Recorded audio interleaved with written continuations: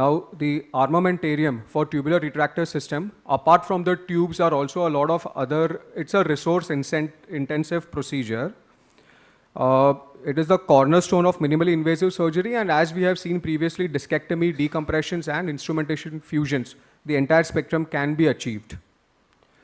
So first is the access and retraction system, starting with sequential dilators. Now there are a lot of systems that are now available. Initially it was the metrics and the spotlights, and now we also have a lot of Indian manufacturers doing a good job in making these retractors.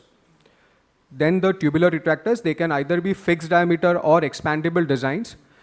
A point of note is better to use a fixed diameter because the amount of muscle trauma is significantly less versus an expandable ones.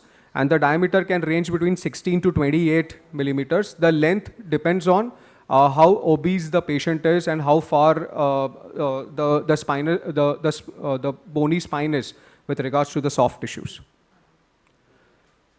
Now, these steps have been described in the previous talks. So this is the entire armamentarium. Second comes the retraction support and stabilization. So what we need is also to stabilize these tubes. We have an arm or the snake, and that arm is then also stabilized to the spine, to the operation table. Third are specialized instruments. Now this is a point that is a little different from open surgery. We would want to have long bovie tips. So the regular tips will not work. We routinely use 2 inches, but in case of tubular, we need to use 4 or 6 inches. Otherwise, it is not possible for you to reach to the bone. Also, the bipolar needs to be bayonet. Otherwise, visualization is a problem. We would prefer using long, slim, and angle profile instruments. So we need the entire spectrum, including kerosene rongeurs, pituitary, curettes, nerve hooks, probes, as well as ball tips. And also a good idea to have them coated so that there is not much reflection while you are performing these tubular surgeries. Burrs are increasingly used versus an open surgery.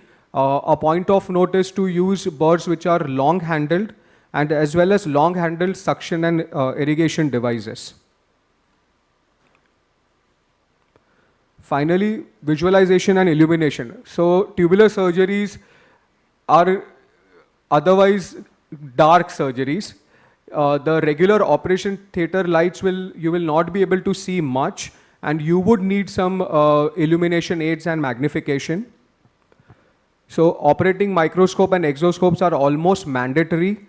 You can get away with loops with a good headlight, especially of more than 1 lakh lux, in order to be able to see in obese patients.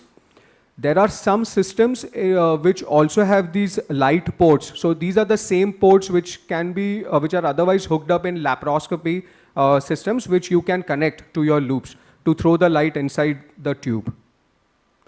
And finally, in order to accomplish these surgeries, you do need good quality intraoperative imaging. So the bare minimum is a good quality C-arm. A 2D C-arm, if you have a 3D C-arm or O-arm, that is better. Navigation is optional, but cannot do this without high resolution images. So to conclude, multiple components need to work in synergy to provide access, visualization, and instrumentation while working in a narrow working corridor. Before you start on this journey, it's important that you plan every step and make sure that you have all the resources so that you don't land up in trouble or complications. Thank you. Thank you. Thank you.